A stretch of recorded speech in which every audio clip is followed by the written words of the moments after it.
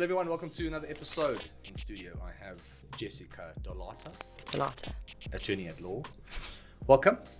Thank you. We met randomly at Wildside on the the New Zealand versus South African final. Yeah, the streets. The streets. And we've had a few engagements around commercial law, business, and obviously being an attorney. There's a lot of value that you can add to small business owners. And we met in Cape Town last week, had a cool chat around trademarks and IP and a bunch of other cool stuff. And I think a lot of business owners probably need to hear that, because I sat there going, oh wow, there's a lot of things I don't know. Yeah. And even though that is the norm, that's how it should be, a lot of it was very interesting and applicable to not only ourselves but also other business owners. So without further ado, we can maybe just unpack what we've discussed, and also how that translates into business, growing a business, protecting a business, selling a business, franchising a business, etc. Yeah, from inception to Exactly. exit. Maybe we can start with just a little bit of who you are, what you do, and we can take it from there. Yeah, so I'm an attorney at law, like I mentioned. I have my own practice. I deal with a lot of my clients are business owners, not only small. I mean, we go from, little baby businesses to big corporates.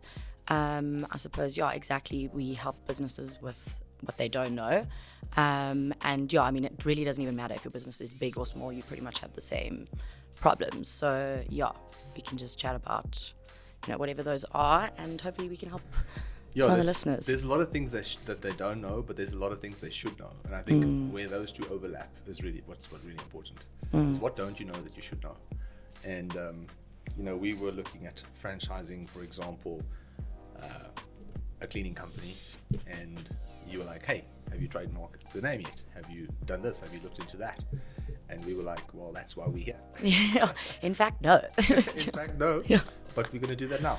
Yeah. So I think with that said, we can maybe just start with the basic legalities of maybe starting a business and maybe protecting the business and maybe the IP that goes around it. I think a lot of people I, for one, overlook that, because I'm more of a doer and an executor and don't really care too much about the semantics that goes around it. So, for example, under VA Capital, we have 5 or 6 portfolio companies now. Most of them started from scratch. And even though we've done the traditional shareholding agreements and memorandum of understandings and all of that kind of stuff, which we can also dive into if we wanted to, we didn't really set things up the way that it actually is intended. And there was a lot of lessons learned in the process. So I think there's a lot of small businesses sitting there going, hey, what are all these lessons that we've learned? And I would love to unpack them with you as much as possible, starting with, if you ever go into a partnership, for example, having the necessary legalities in place the same way you would get married to someone. I think that is one of the biggest mistakes business owners make when they do go into partnerships. And there's a lot of business owners, percentage-wise, who do have partnerships. I think, I can't remember the stat, but probably like 55% of people, or even 60% of people, prefer to have or want partnerships. And don't hold me to that stat. No. But it was a eye-awakening moment for me when I was like, hey, most people actually don't want to do this alone. But the problem that comes with that is like, who are you doing it with, and what are the legalities around that, and is all the expectations aligned? And I think normally it's not, which then creates so much tension, friction, and just issues down the line. And people go, I'm never going to have a partnership again. From now on, I'm doing everything by myself. Yeah. But it's like saying, I'm not going to get married and I'm going to always be single till I die. And I think that's kind of like how I look at it. So maybe we can start there and unpack, just a few things around it. Yeah, look, I think whenever you start a business, there's a whole long wish list of everything you were saying when you started V8. You didn't do everything correctly. There is a long list that I could write down. Be like, if you had, the biggest budget in the world, this is everything you should do. But when you're starting out a business, you can't do everything. You've almost got to pick and choose what is the most important for you. And it's not the same for one business as it is for another business, depending on the size, depending on your structure, depending on how you enter into this business venture will depend on what you should pick. If we're going with the partnership example, you've now decided, okay, partnership is right for me. again, you don't really know until you know. There is a long list of things that I can say that, you should tick off. I mean, definitely first one is an agreement.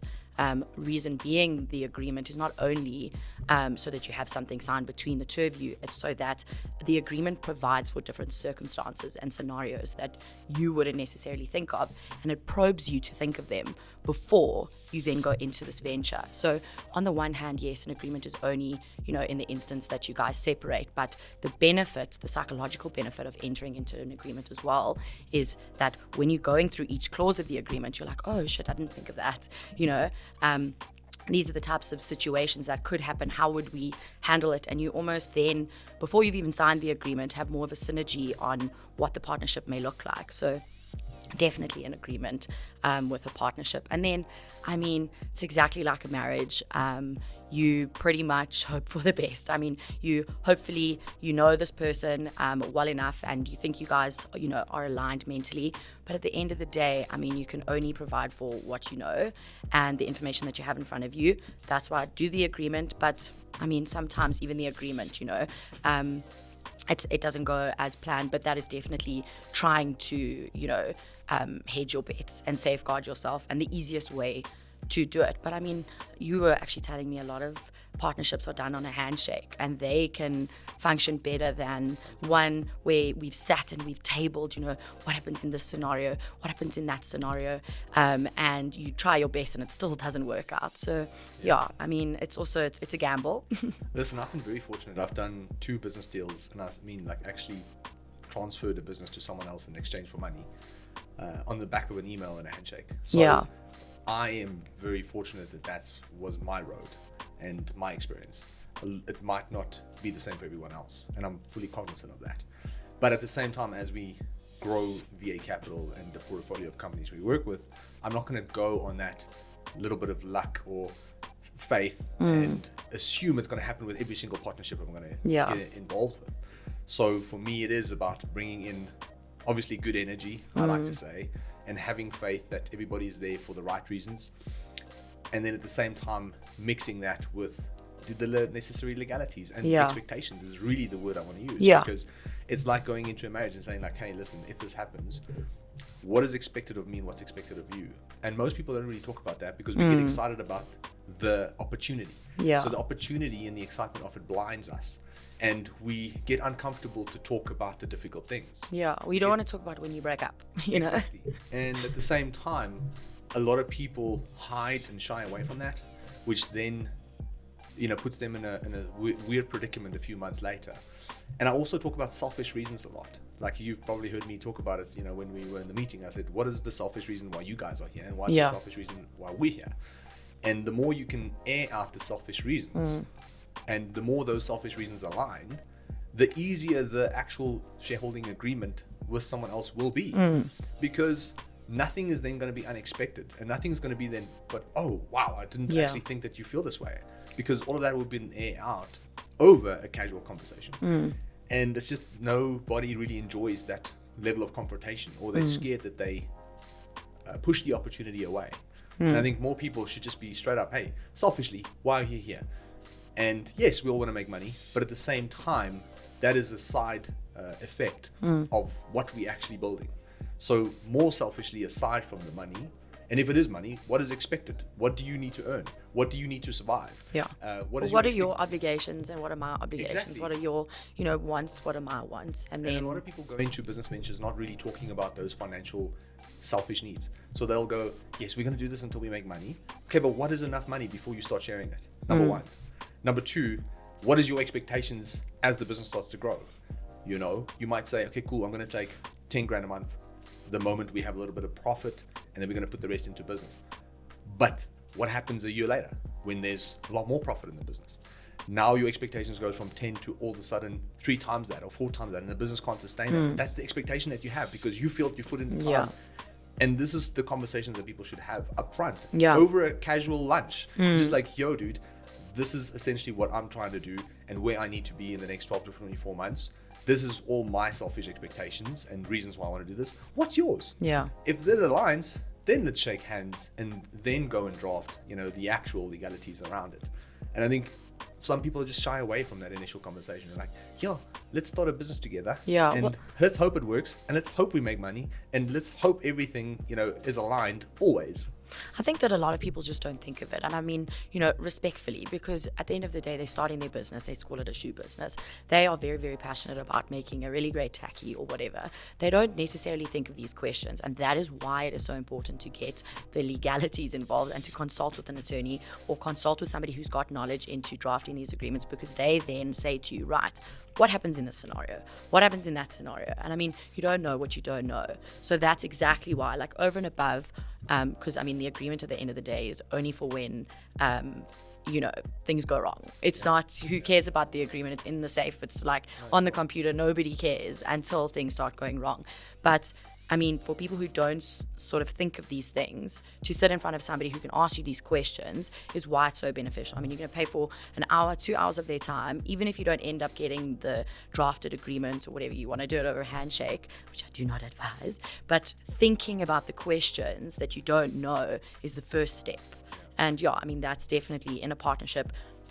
I mean, yeah, there's benefits to a partnership, and then there's also, like, when it goes south, it's not pretty. And exactly, you can have those thoughts of, I'm never entering into a partnership again. But you've got to just try your best. And I mean, even sitting in front of the attorney, getting the agreement drafted is not going to guarantee anything. It's a gamble. I love it how people say partnerships don't work, but then there's PE firms worth almost trillions. Yeah. And every single one of them has got partnerships. Literally. So it is understanding that it's not that partnerships don't work, it's how you and the role that you play in them and how you address them. That's the problem. Yeah, which is literally provided for in the agreement, because at the end of the day, there shouldn't be too much emotion involved. It is a business, and as long as both parties understand that and you use the mechanisms in the agreement, or that you guys have agreed between the two of you, I mean, it should go smooth sailing. It's just when emotions become involved, and obviously people lying, I don't know how you get around that and things like that. So I think that's really what it boils down to, really, is those emotional elements that people don't know how to control.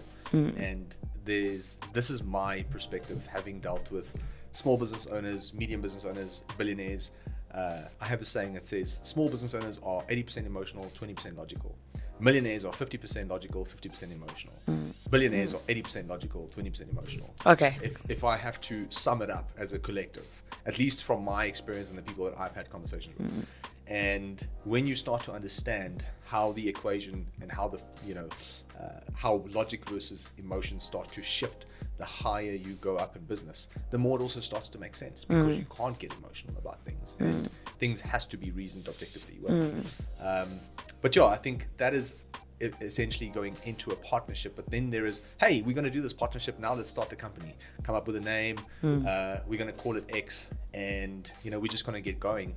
And this is where people have to maybe ask themselves, is it worth looking into a trademark? Is it worth looking into patenting certain IP, perhaps? And that's one thing that I never really thought too much of, and probably still don't, but I'm learning obviously some hard lessons now as we're maturing. And I think with that said, we can maybe talk about what's necessary and what's not, and when is it necessary and when it's not, and is it really necessary to trademark every single company that gets started, big or small, or when is it really important? I think that's just something that maybe we can chat about. Look, I think that's the age-old question that I get all the time is, but what's the point? Why do I need to? What is a trademark? I've survived thus far without a trademark. Why do I need one? At this point. And I think if we start at the beginning, so got your partnership, and you've now decided on your name being X, okay? You now obviously are very passionate about this business. You want to invest a whole lot of time, energy, and money into marketing X, okay? So they now come to V8 and they're like, I'm sure you guys are not free. So they spend a lot of money per month paying on marketing. So they should, because how do you get your brand out there?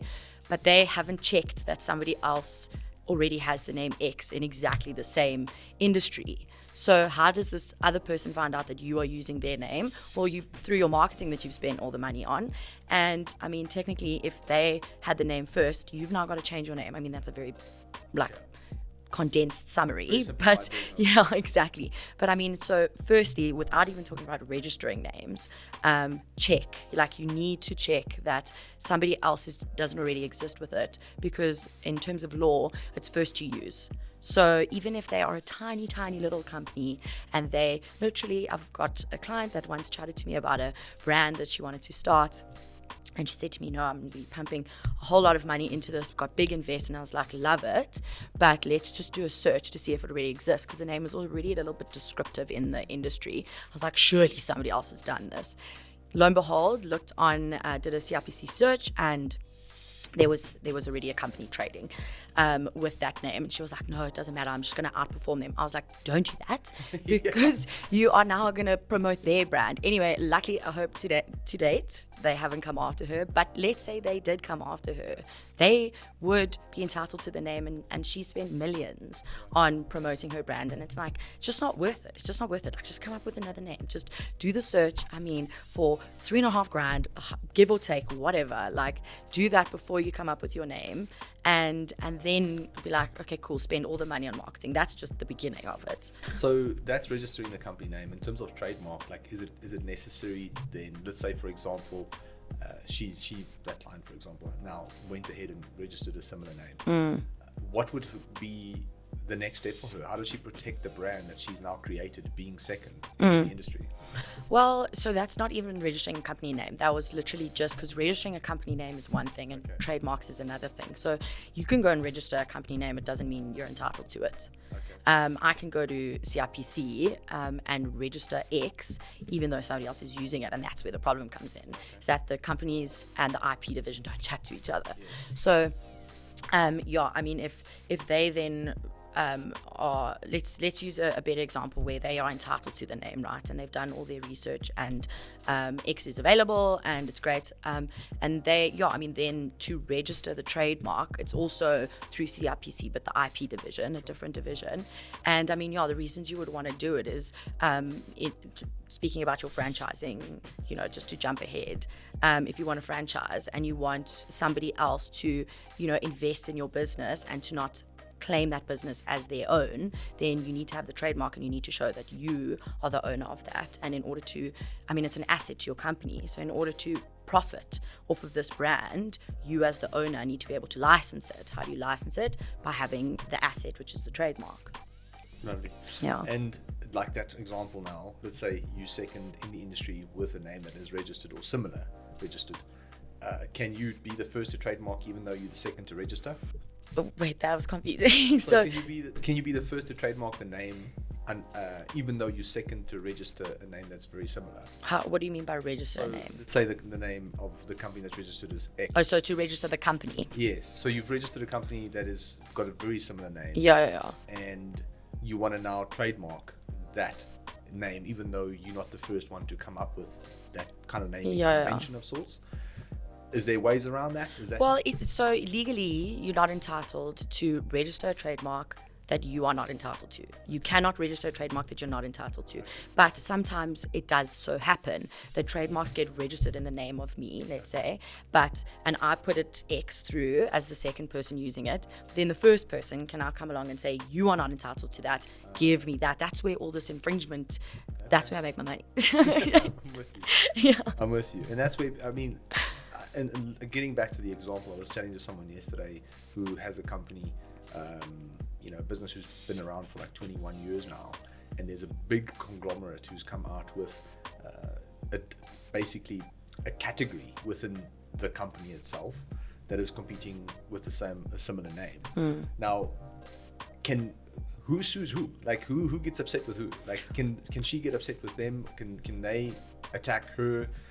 Just out of interest, if you have to simply explain some of the nuances around that. Like there's obviously a million nuances, but try and, if possible, keep it as simple as possible for everybody to understand. It's like what I said, first to use is who's entitled to it. So the first person, literally, you don't have to have registered it, the first person to have come up with that, so whoever in that scenario used it, applied it to their product or service first, advertised it, that's where a paper trail is so important, and that's why you register a trademark or apply, because it's a paper trail.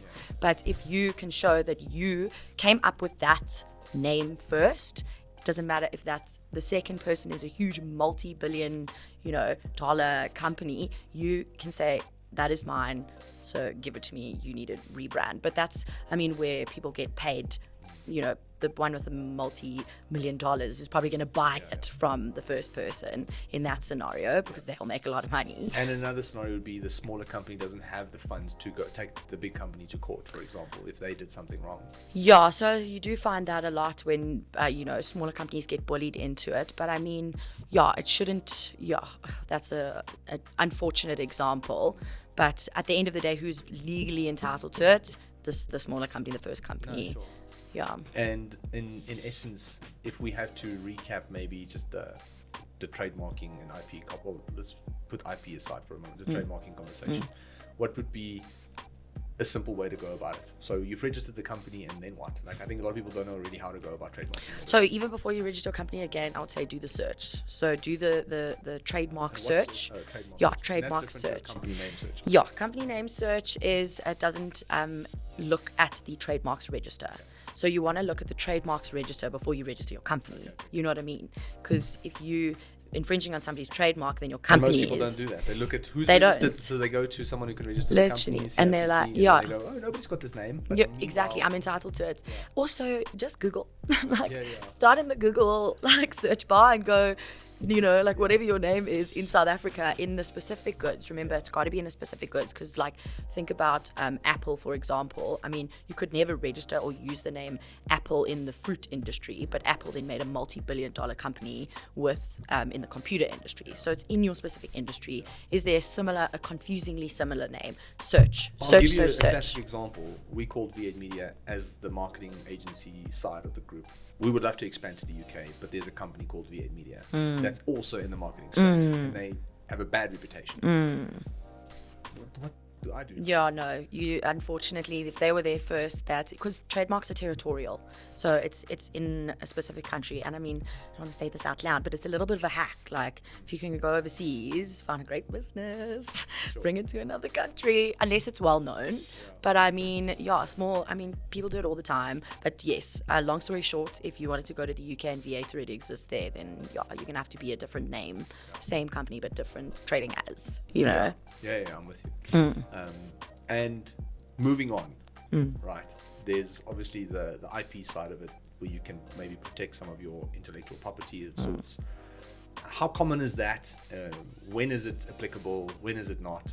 I suppose again that's probably a week's conversation in itself. But for a small to medium-sized business, registering the name having a shareholding agreement, super crucial. Check. Doing the necessary steps in order to understand if someone has registered a company with a similar name and a trademark. Check. Yeah. But now, for example, you might have something that you feel is unique to you and that you want to protect. What does that look like? So I think let's just start at the beginning. Like IP, so the name intellectual property consists of 5 things. One of which being trademarks, then copyright, then designs, then patents, and then trade secrets. What's the main difference between trademarks and copyright? IP in general, the umbrella is the umbrella term, and each individual prong. So trademarks, what differentiates your brand from another. So what the consumer associates with your brand, so your name and your logo, the Adidas 3 stripes, the Samsung name, etc. Then we've got patents, so an invention, which you keep yourself and you make money off of it for a period of 15 years, and thereafter anybody in the public can use it.